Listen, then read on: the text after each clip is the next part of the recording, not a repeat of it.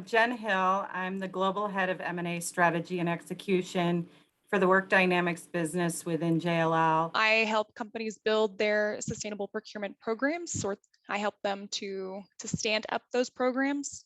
I'm the Global Head of Procurement, Sourcing, and Supply Chain at WeWork. And I've really spent about 20 years working within corporate sustainability, mostly on carbon management and procurement. Beyond, I think, the impending regulation, are there any additional demand drivers, like strong demand drivers that you're seeing for your organizations, to, really, invest and action on ESG? There's a big focus around ESG holistically. And that holistic view on ESG, which is now impacting both the market in general and then how investors are looking at allocating funds and managing existing investments. When we think about all of that, what that's doing is driving companies to be able to need to articulate what they're doing to respond to those external pressures. And at the same time, they've got employees. Generation Z has a very different approach where purpose matters. And purpose is generally aligned to a company's values, and a company's values are generally aligned to the concepts that are contained within ESG. So 5 years ago, I think most companies would have a hard time telling you what the letters ESG stand for. And now today, it's at the front end of what people are looking at. Most companies have published objectives related to ESG. Often those tend to be heavily weighted on the E side of ESG. And then you have the additional element of the regulation and the recognition by governments at various levels of the need to take action related to climate. Customers are now asking for impact. Like they're starting to get educated enough that talking about it and articulating your vision and even measuring it is not enough. Now we're having actual revenue at risk globally, wherever we are, where whether it's enterprise clients who have their own actual impact goals now, or individuals who won't even step foot, quite frankly, in a WeWork unless they have some kind of proof that we're serious about actual impact. So it's actually, I'm happy to see that it's starting to slowly move away from talking about it, measuring it, baselines, to, okay, well, what are you actually doing to your carbon footprint? And to your point, Jag, scope 3 has been largely neglected because it's less tangible. It feels like it's out of your immediate control. But for most companies, definitely at WeWork, that's a substantial portion of your overall carbon footprint, and which provides the greatest opportunity for impact. 40% of millennials have accepted one job offer over another due to ESG factors. 40%. I mean, it's huge, right? But I think, all this, used to be, yes, we should act in that sort of, in that area, but now regulation's happening and everybody has to act, right? And regulation applies not just to public companies, but also to suppliers of public companies, which basically will include all companies, right? How are you seeing this impact sort of tactical and strategic things that procurement teams are doing? A lot of the procurement teams that I work with may start being very heavily focused just on regulation and compliance. What do they have to do to not get in trouble? And so now that mindset is shifting so that they are thinking more about how can they make decisions based on sustainability? How can they even start including that in their work? So it's turning them into these practitioners. And so while procurement professionals won't necessarily have to become subject matter experts, they are going to need to better understand how sustainability data fits into procurement processes.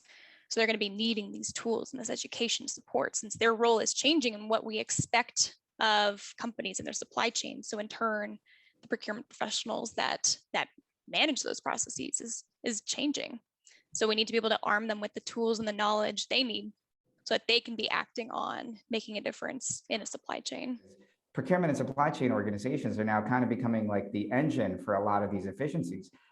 they're not cost savings necessarily. I mean, they may result in cost avoidance, but they're making things more efficient. They're adding to the bottom line. They're reducing budgets. Like there's so many different ways that in order to look at they're making things more sustainable and resilient, it's just good business. Even setting the capital aside, setting the mission aside, it's something that's kind of missing in today's corporate America that used to exist in droves, and now it's kind of going away. And I think this is going to bring it back, and procurement and supply chain is going to be a big driver of that. We could potentially expect over the next 2 to 3 years for the procurement teams to be very similar to what we've seen for the last 2 or 3 years with the pandemic for HR teams, where the role of our CHROs over the last 2 to 3 years has elevated, but at the same time, there's burnout and well-being challenges for their teams because they're asked to do more. They're presented with challenges and problems to solve that haven't necessarily been approached before. And so we can dive deeply into the mechanics and financial and operational impacts of the SEC rule on companies, but there's a very human element to it within supply chain and procurement teams that needs to be considered and needs to really be at the forefront of making sure that talent is developed, supported, and deployed in a way that can maximize impact for the company. There's a lot of CPOs, if they were given, $20 million to reduce their scope 3 emissions, they would have no idea how to do it. And they would not. You can't fake that until you make it. Like there is no shortcut to it. I was just going to say there's an educational component too. Trying to understand what this is, it's far more complex than anything you can find on Google. But there are probably a lot of people who are trying to educate themselves. And then once a CPO and or head of sustainability or, the combination of that have their feet under them, then they also have to educate their board and their C-suite. And there's a big educational component to it too, which along with the operating component you talk about is probably not really driven by passion. It ends up being the administrative part of people's jobs, which isn't why people went into sustainability. So there's a complexity there, I think, that we have to think through and understand how that's going to impact. There's also a lot that goes into what does it mean to be lacking data. And there's a lot of overall program maturity that goes into this problem with data, where you have to have maturity in a number of different ways to be able to get to the point of, one, getting that data, and then even knowing how to use it. And so that comes into this problem of maturity within governance, leading strong leadership to say, this is why we want this data and this is how we're going to get it, and developing a strong supplier engagement program to actually get that data. And then being able to use the data that builds into that business case that we've talked about, the reason why we're going to put in all this effort to start addressing our scope 3 and quantifying it and building teams that can address this risk is ultimately we want to be able to use it and use that to make an impact. So knowing how to integrate that deeply into your procurement processes is a big part of the lacking maturity as well.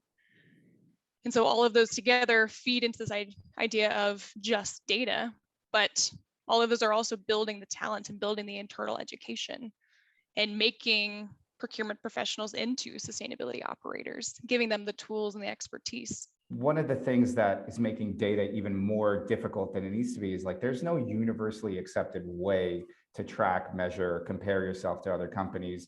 It's a black box. Every corporation, every small company, big company, mom and pop, it's a black box. And the further you go down the supply chain, especially if you're going really downstream, it becomes even more like art and not science. It can't be that way. This is where I think regulation could really help, is creating a more universal methodology on how to track it, how to measure it, how to baseline it. It's a multi-layered problem, right? It's sort of how do you collect the data, and then how do you help your suppliers collect their data, and then how do you put it all together in a format that you can actually submit to the SEC?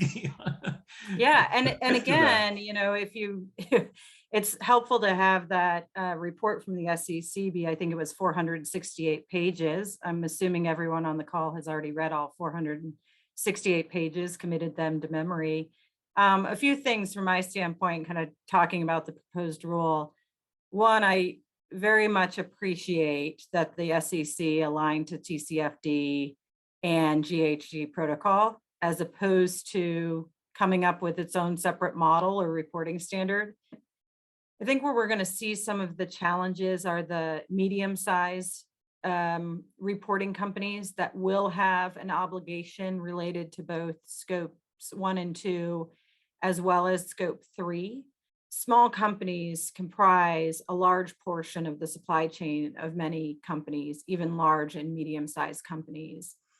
And 2023 is going to be the first reporting year based on the timing that's outlined in the proposed rule, which means that small companies are going to have to be organized around this if they participate in the supply chains of larger companies.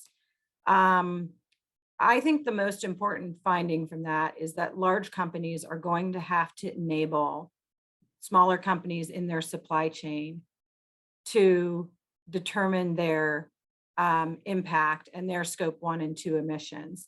Large companies are going to have to lead the way and really support smaller companies so that we don't see either voluntary or forced attrition of those smaller companies from the supply chain and have an economic impact that wasn't an intended consequence of the rule.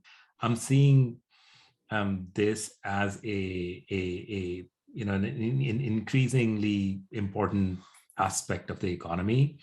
And if you get ahead of it, and you still can get ahead of it, I would encourage anyone who's not already in this space to really sort of dive into it.